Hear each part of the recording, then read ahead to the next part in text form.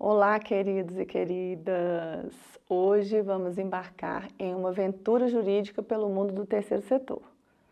Imaginem que estamos construindo uma nave espacial e o Estatuto Social é o nosso manual de instruções. Sem ele e a governança, não poderemos decolar. Bora comigo? Prometo que vai ser legal. Quando falamos em naturezas jurídicas, estamos nos referindo às diferentes categorias de entidades que existem sob o respaldo do direito.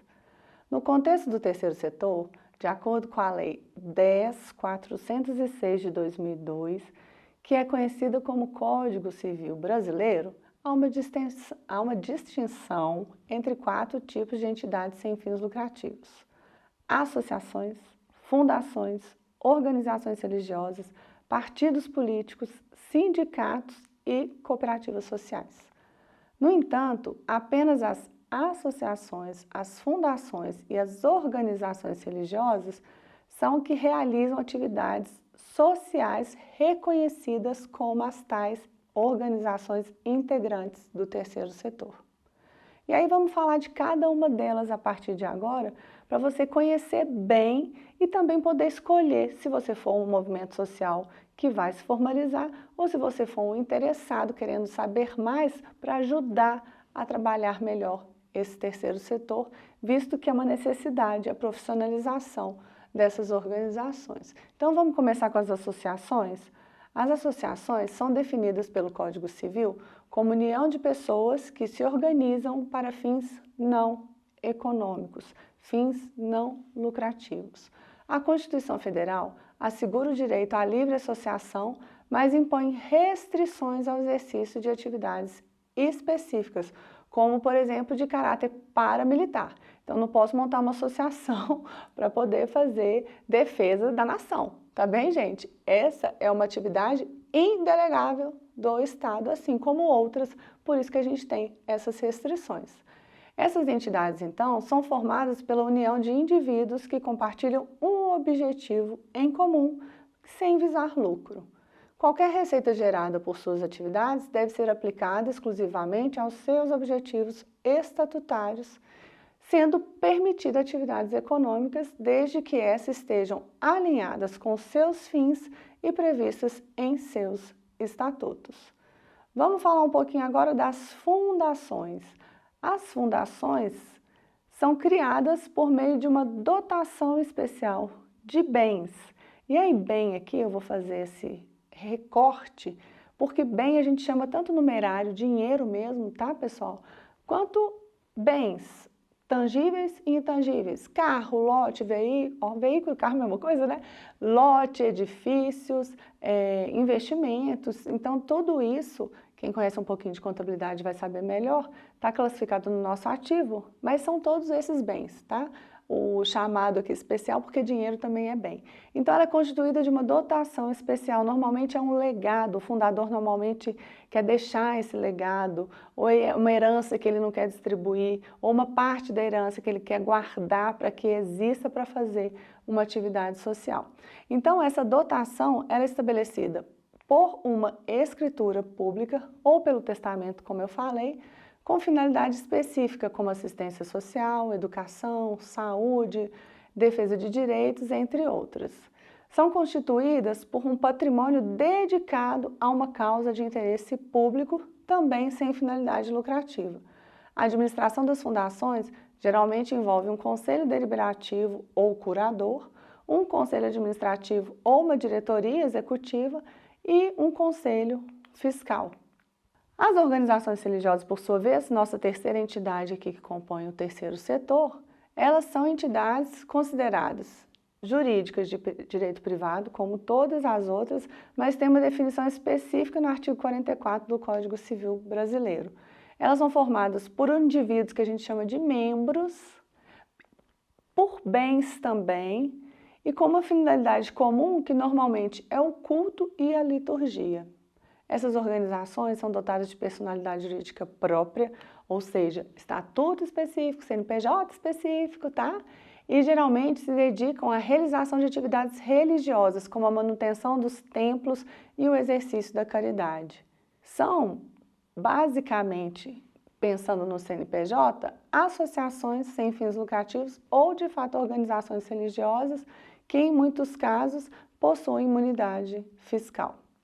Além disso, as organizações religiosas têm a liberdade de criação, organização, estruturação interna e funcionamento, sendo vedado ao poder público negar-lhes reconhecimento ou registro dos atos constitutivos e necessários ao seu funcionamento. Elas acompanham a história da sociedade, com, obviamente, obrigações legais também que são definidas ou impostas. Elas precisam efetivar sua constituição legal. Então, se eu estou criando uma nova religião, a nova religião ela também tem que ser legalmente constituída para você poder fazer esse exercício dentro do nosso país, né? Elas apresentam terminologias diferenciadas para designar funções específicas e papéis dentro do seu regramento particular que podem e devem ser refletidas em seus estatutos sociais. Para ficar um pouco mais claro, vamos falar da religião católica, por exemplo. Então, a gente tem o padre, né? Esse membro da igreja que é o padre. A gente tem um arcebispo e eles têm níveis hierárquicos diferentes. E aí, para a gestão dessa organização religiosa, eles também têm funções que às vezes diferem, por exemplo, de um CEO de uma empresa do segundo setor, por exemplo, né? Então, o Papa é o CEO da Igreja Católica, tá? Fazendo essa analogia para vocês entenderem. E isso é respeitado e aqui no nosso país é legalmente constituído. Então, a gente pode ter as organizações, a gente deve ter legalmente constituídas. Em resumo, a principal diferença entre associações e fundações, principalmente, reside na origem e no propósito dessa entidade. Associações são criadas a partir da vontade coletiva dos seus membros, enquanto fundações são estabelecidas a partir do patrimônio, aquele legado destinado a uma finalidade social específica. Mas eu gostaria de destacar também que a gente tem características que as distinguem, né? Porque senão não faria sentido a gente ter associação e fundação. As associações, por exemplo, elas nascem dessa união voluntária, eu gosto sempre de falar disso, ninguém é obrigado a se associar, a gente se associa de forma voluntária, tá? Não temos exigência de patrimônio inicial para a sua constituição, né? Então, não precisa ter um dinheiro colocado, aquele capital que a gente fala do segundo setor, aqui não precisa necessariamente existir, tá? Os associados, eles não têm direitos e obrigações recíprocos, existe o direito e obrigação, mas não tem essa reciprocidade, essa exigência. As rendas obtidas, elas devem ser revertidas para funcionamento da associação, para as atividades sem a possibilidade de distribuição de lucro. Elas são administradas por uma Assembleia Geral, uma diretoria executiva, um conselho diretor e por um conselho fiscal. Então, são as principais aí características. As fundações, elas são constituídas por um patrimônio dedicado a uma finalidade específica, como educação, saúde, cultura, defesa de direitos. Elas possuem objetivos sociais necessariamente filantrópicos, e aqui eu vou dar uma paradinha para a gente poder falar um pouquinho dessa palavra filantropia. Ela veio da constituição das fundações, porque as fundações, quando são constituídas, tem essa questão do fundador ser um filantropo. O que é um filantropo? Ele quer fazer um bem sem ver a quem. Essa é a questão. Essa característica do terceiro setor, que é isso da gente fazer atividades de interesse coletivo e social. Então, a filantropia um pouco se assemelha a essa questão da coletividade e do interesse social. E eu gosto de fazer esse recorte para a gente usar de forma, de novo, virtuosa a questão da filantropia, né? Então, continuando aqui as nossas características, a criação de uma fundação, então, precisa necessariamente, só vai acontecer se a gente tiver essa dotação especial de bens livres, com registro escritural, na escritura pública ou testamento. A administração delas é feita por um conselho deliberativo, normalmente são os próprios fundadores e outros convidados que também vão de forma voluntária compor, né? Esse conselho deliberativo também aparece com o nome de conselho curador e a diretoria e o conselho fiscal que vai estar fiscalizando as atividades aí dessa diretoria executiva. Com essa estrutura, né, dessa nossa nave espacial que a gente está construindo agora, melhor definida, a gente começa a entender por que o Estatuto Social é o coração da nossa nave e eu falei que sem ele a gente não ia chegar a lugar nenhum na nossa nave, a gente ia se perder pelo espaço sideral. Então, o Estatuto, ele vai trazer para a gente essas características. Por quê? Como é que eu vou descobrir se é associação, fundação, organização religiosa, Dani? Só lendo o Estatuto, concordam? Assim, como o coração mantém o corpo da gente vivo, o Estatuto Social mantém a nossa organização também batendo de forma forte na gestão, na organização, naquela tal governança. E para ele funcionar dessa forma pulsante e forte, como esse órgão importante do nosso sistema aqui, enquanto ser vivo, ele tem que ter elementos vitais. Vamos falar um pouquinho disso para a gente entender esse documento e também já pensar de forma diferente em relação a contratos sociais das organizações lá do segundo setor? Primeiro, algumas coisas vão ser semelhantes, mas tem bem diferenças, tá? Que eu vou destacando para vocês. Primeiro, nome. Contrato social também tem nome, né, Dani? Então não tem muita diferença, mas a nossa nave espacial ela é diferente. Então ela tem que ter um nome e normalmente esse nome é para que ela veio, né? Ela tem que ter destacado objetivos, sua sede. A questão dos objetivos, gente, é muito importante. Porque às vezes no contrato social, que a gente está acostumado a ver do segundo setor, a gente tem atividades econômicas e a gente copia muito da parte fiscal porque facilita a nossa relação com o fisco, por exemplo. Aqui, os objetivos, eles são sociais mesmo. Então, eu tenho que entender para que eu estou montando essa organização e esses objetivos eles têm que refletir o motivo dessa montagem. Outro elemento importante, se a gente está falando de livre associação, a gente precisa de regras muito claras de admissão e de exclusão. Tipo assim, nessa nossa nave espacial, quem são os astronautas? Pode ser qualquer um para entrar na nossa nave? Tem que ter experiência? Não tem que ter experiência? Como que entra nessa nave? Como que sai dessa nave? Percebe? Outra questão importante que a gente tem que ter aqui destacado no Estatuto, e aqui eu estou falando de uma forma lúdica e fazendo essa analogia, gente, esses itens são todos obrigatórios por aquele Código Civil que eu falei lá no início do nosso encontro, né? Então, outro item importante, eu falei que direitos e deveres, eles não têm que ser recíprocos, mas eles têm que existir. E é importante que os associados saibam, porque como é que eu vou entrar numa associação se eu não sei o que eu tenho de direito e o que eu tenho de dever? Então, esse treinamento e as responsabilidades de cada tripulante estão aqui descritas como direitos e deveres. Os recursos são como que nós vamos fazer a nossa nave funcionar? Como é que ela vai voar? Né? Como é que ela vai estar aí planando no espaço? A gente precisa de combustível lá na nave, aqui a gente precisa de recurso. Então, quando eu falo de não ter finalidade lucrativa, não significa que não tem que ter recurso financeiro. Tem sim. E sem ele a gente não voa, não é isso? Órgãos deliberativos. O que são órgãos deliberativos? Aqueles que tomam decisão. Se eu tenho um grupo de pessoas se unindo voluntariamente para fazer gestão e para fazer um monte de atividade, a gente tem que ter quem é a pessoa que define. Quem é esse representante legal ou os representantes? Então, esse centro de comando da nossa nave, né? Porque às vezes os astronautas estão lá pilotando a nave, mas o centro de comando está aqui na Terra, não é assim?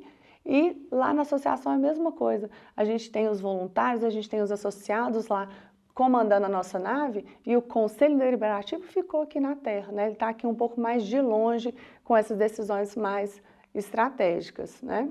Navegando pelas estrelas com flexibilidade e ordem. O que eu vou falar agora? Essa nossa nave, ela tem que se adaptar ao espaço. Como é que a gente vai sobreviver ao espaço? Então, essa nossa entidade, ela também tem que se adaptar ao espaço, porque se a gente se perder no espaço, a gente volta? A gente não volta. E a gente sempre tem que voltar. Para onde que a gente volta? Para os nossos objetivos estatutários. Então, por isso, pensar em estatuto e pensar nessa analogia que a gente está fazendo com a nossa nave espacial aqui, eu tenho que prever qual que é a duração dessa nossa missão. A gente vai ter uma missão temporária ou a gente quer uma missão que ela seja perene, que ela traga vários resultados? Quanto tempo que a gente vai ficar no espaço? Né? A gente vai ficar para sempre? Então, quanto tempo que a gente vai ficar trabalhando com essa atividade? A gente vai ficar para sempre? Né? Lá daquele nosso comando que vai ficar aqui na Terra, Quem é ele? Quem é que fala pela organização? Então, quem é o representante? Quem é o presidente da nossa organização? É essa nomenclatura mesmo, o presidente. Quais são as responsabilidades dessas pessoas que estão envolvidas aí nesses conselhos, na diretoria? Se essa nossa nave aí sofreu um dano, quem é o responsável? Se a entidade sofreu um dano, se tiver uma fraude, um acometimento de uma atividade ilícita contra os nossos objetivos, quem é o responsável? Qual é a punição? Remuneração é um ponto que traz muito dilema no terceiro setor. Como é que a gente trabalha, gente, sem remuneração? Em geral, as pessoas são voluntárias aqui, mas a gente hoje já tem leis que definem isso. E aí essa questão da remuneração, ela tem que ser também decidida aqui no estatuto. Vai ter remuneração ou não vai? O que que eu ganho, o que que eu perco com isso em relação a esses nossos dirigentes, a esse comando que ficou aqui na Terra, que vai estar conduzindo a nossa nave de longe, né, por meio aí dos controles, por meio aí dos estatutos. Essas pessoas vão ser recompensadas? Né? Esses associados, esses nossos astronautas que estão lá no espaço sideral, eles vão ser recompensados? Como que vai se dar essa remuneração? Então a gente tem que prestar atenção nessas questões aqui, bem diferentes do segundo setor, percebe? E do primeiro também, né? E aí, como bons exploradores espaciais que estamos nos tornando aqui, nós temos leis para seguir. Aqui a principal legislação que a gente está seguindo, além do Código Civil para a nossa Constituição, é a Lei 13.019, também conhecida como Marco Regulatório ou a sigla MROSC. Então, o Marco Regulatório é uma das leis, tá? Quando a gente viaja não tem várias leis, aqui também. Mas por que eu trago o Marco Regulatório? Porque, primeiro, ele veio denominar as organizações do terceiro setor como organizações da sociedade civil, e isso para a gente foi um avanço muito grande, em mais aí de 30 anos de experiência que eu tenho no terceiro setor e mais de 80 anos que a gente tem organização aí, gente, de 80 e 100 anos, né? Então, foi muito importante para a gente. Então, ele traz para a gente algumas questões também importantes para aquela obtenção dos recursos públicos, né? Os recursos que a gente falou lá anteriormente. Então, para a gente seguir uma contratualização transparente e relevante com a administração pública, a gente também precisa trazer para o nosso estatuto alguns itens. Então, nesse nosso manual de instrução, eu tenho que observar outras legislações. E o Marco Regulatório, por exemplo, traz para a gente a importância de ficar muito claro e expresso qual que é a nossa missão. Por mais nobre e que traga um bem maior que a gente objetiva, ela tem que estar expressa. Ela tem que dizer também sobre a transferência do patrimônio. Olha, esse patrimônio da associação, se por acaso a associação for com um objetivo, por exemplo, temporário, que a gente falou, se a nossa missão for temporária, a gente quer só até ir ali em Marte e voltar. No final desse nosso projeto, sobrou patrimônio, para quem que você vai deixar esse seu legado?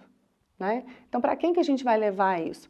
Outra questão importantíssima que fala da conformidade é sobre a contabilidade. É obrigatório ter registro contábil. Dani, eu tenho que escrever isso no estatuto? Temos que escrever isso no estatuto. A gente trabalha com um histórico de informalidade. Então, essas questões que a legislação, que nem fala da constituição jurídica das organizações, fazem influência aqui na nossa gestão, na nossa governança, né, na nossa organização.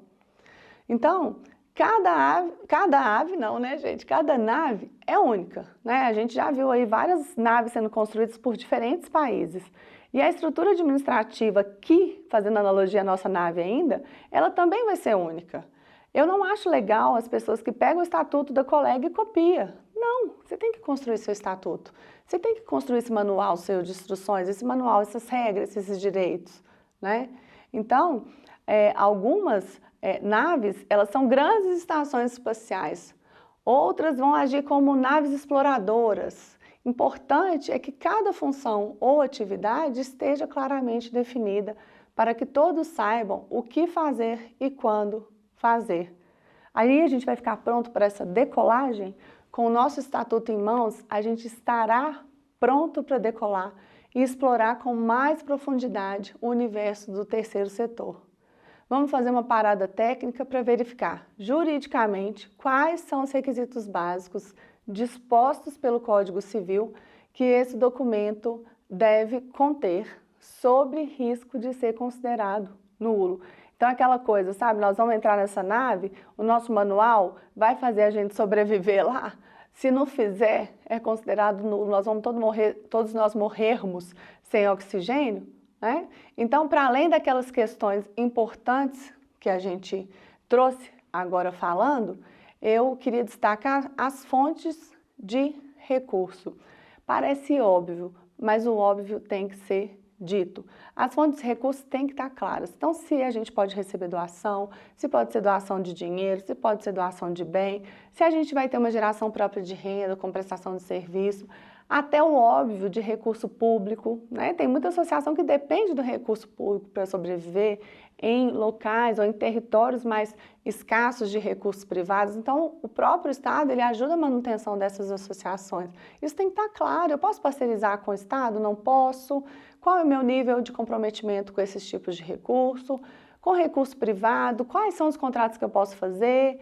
Outra coisa que também é óbvia, né? Se a gente faz uma aplicação de recurso para garantir aí uma segurança para o nosso dinheiro, para a gente não perder dinheiro ao longo do tempo, está previsto lá que eu posso ter recurso financeiro advindo de uma aplicação financeira? Não está previsto. Então, se a gente fizer uma aplicação, a gente vai estar fora do nosso modus operandi. Então, o nosso manual vai estar de desacordo com a trajetória lunar, por exemplo, que a gente quer seguir. E aí nós não vamos chegar na Lua, né? A gente precisa ter, de fato, essas coisas muito bem estabelecidas, porque a coisa não vai funcionar. Então, se a gente falou que tem que ter um conselho curador, se tem que ter uma diretoria executiva, como que vai funcionar?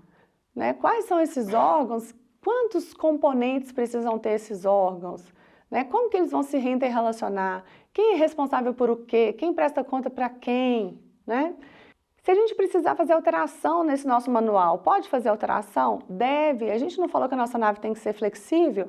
Então, se a gente estiver passando por um lugar turbulento, nós não vamos ter que fazer uma alteração que o manual não previu, mas nós vamos trazer essa alteração para o nosso manual. Aqui também tem que estar previsto isso, inclusive como que a gente vai fazer essa alteração. Todos os astronautas e o comando vota, só o comando que vota para essa alteração, né? A forma da gestão, a prestação de contas gerais, né? Então, a gente está falando de uma prestação de contas dentro da organização, mas se eu fiz, por exemplo, uma parceria privada, quem é responsável por essa responsabilização da parceria privada? Isso tudo tem que estar previsto no nosso estatuto. Porque, gente, a gente está numa união de pessoas, pessoas que vieram de diferentes lugares, com diferentes formações. Se a gente não tem isso claro, como é que vocês acham que o nosso manual vai funcionar? Como é que nós vamos pôr esse tanto de astronauta dentro da nave se eles nunca se viram antes? Percebe? Não tem que ter treinamento para eles entrarem? Aqui também. Então, a gestão de associado é muito relevante na nossa organização. Considerando a importância desse manual, desse nosso instrumento, desse estatuto social, na forma de agir e de gerir a instituição, é muito adequado que, além das exigências legais, também sejam incluídas normas e regras que regulem a convivência entre aqueles que compõem a entidade. Isso tem que ser básico. Como eu falei, se a gente não se conhece, os astronautas não se conhecem, como é que eles vão conseguir conduzir a nave? Então, questões óbvias, de novo, que a gente traz aqui. Tem que ter o endereço da sede? Tem que ter o endereço da sede. O prazo e a duração a gente já falou. Se a instituição vai atuar em outros lugares. Ah, eu posso ter filial do terceiro setor? Pode! Só que você só pode se você tiver feito previsão lá no seu manual, né? Como que a gente vai se comportar com processos passivos? Como que a organização, o representante se comporta? O representante é voluntário. Como que a gente protege esse representante para ele não ser prejudicado pessoalmente, né? Como que a gente vai ser representado judicial e extrajudicialmente? Quais membros vão responder subsidiariamente pelo não cumprimento de obrigações? Então, até que ponto o não cumprimento de obrigação afeta? Então, até que ponto o descumprimento de uma fraude, de um erro, pode ser punido aqui dentro da nossa organização? E se a punição existe, qual é a punição? Né? A informação da reforma, como eu falei, como que a gente vai reformar o estatuto? Quem vai poder reformar? Então, essas questões são todas importantes e relevantes para o estatuto. Percebam que, de fato, ele vira esse manual da nossa nave, né? Eu acho que essa analogia eu achei legal de trazer para vocês, porque é isso. Pensa se a gente não tem manual. A gente consegue sair de um ponto e chegar no outro? Não. Aqui também não. Então, quando a gente chega numa organização, eu falo que a primeira coisa para a gente conhecer essa organização é ler esse manual. Ô Dani, mas se o manual estiver mal escrito? A gente tem que rever. E, inclusive, essa revisão tem que constar lá. Porque tem estatuto, gente, que não tem como rever, não tem como alterar. A gente tem que fazer uma alteração realmente diferenciada para poder trazer todas essas informações, né? E aí a gente falando de associado, falando de conselho diretor. Se acontece um caso desse que a gente está falando de erro, de fraude, a gente tem que destituir esses administradores. Se não tiver previsto no estatuto, como é que a gente vai fazer? Me conta, né? Como é que a gente vai fazer isso de um modo legal, transparente, inclusive oferecendo para esses nossos administradores o direito à defesa, né? Porque às vezes não foi uma fraude, foi um erro técnico, foi uma incapacidade profissional. E aí, se a entidade às vezes não der certo, como é que a gente extingue essa entidade? Eu estou lá representante dessa entidade, não deu certo, a gente pode finalizar, excluir, como é que isso funciona? Como é que a gente extingue? E se a gente extinguir, o que a gente vai fazer com os bens, com o patrimônio, com os funcionários? Então, todas essas regras, elas têm que estar previstas. E a gente pensa assim, Dani, vai constituir um documento muito burocrático. Não. A gente tem que lembrar que é muito diferente de uma organização do segundo setor, que a gente entra enquanto funcionário, a gente sabe as regras do jogo, não é isso? A gente se propôs a estar ali, a gente vai ser remunerado para isso, então profissionalmente eu vou exercer. Aqui a gente é voluntário, né? Então se as regras não estiverem muito bem claras, como é que vai funcionar? Né? Como é que eu vou fazer com os astronautas lá no espaço? A hora que um quiser comer, abandona a nave, não abandona a nave? Percebem?